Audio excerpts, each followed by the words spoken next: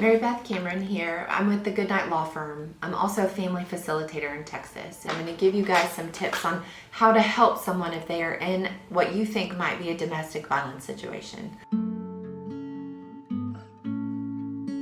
First of all, listen and support. I promise you there's been a lot of conversations that were started and never finished because the victim just wasn't ready to talk. If they've chosen to share those issues with you, listen. Don't blame them for what they've gone through. Don't minimize their experience. Just listen and encourage support. What are some ways you can support them? Encourage safety. Safety can mean going directly to a women's shelter, telling the police, gathering evidence. In domestic violence situations, so often it's one person's word against another person's word. So if a person's come to you and they have a bruise on their face, ask them to take a picture.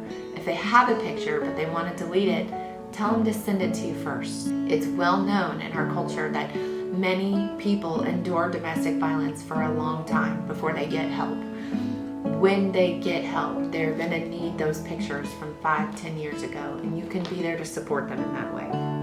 Connect them with resources.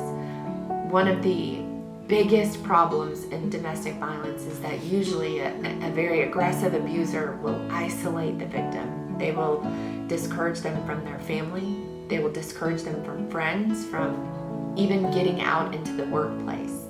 So being that support network for them and connecting them with resources of support or shelters or organizations or even just a therapist are all ways that you can support that person to give them the tools that they need before they can take that step to walk away. And keep their privacy, sort of. Be aware that if you confront their abuser, it could create even a life-threatening situation for the victim. So respect their privacy while encouraging them to take their own action.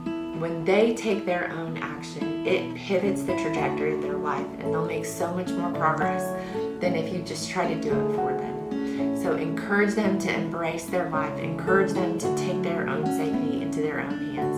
Unless, of course, it's children, then tell somebody right away. Thank you, guys.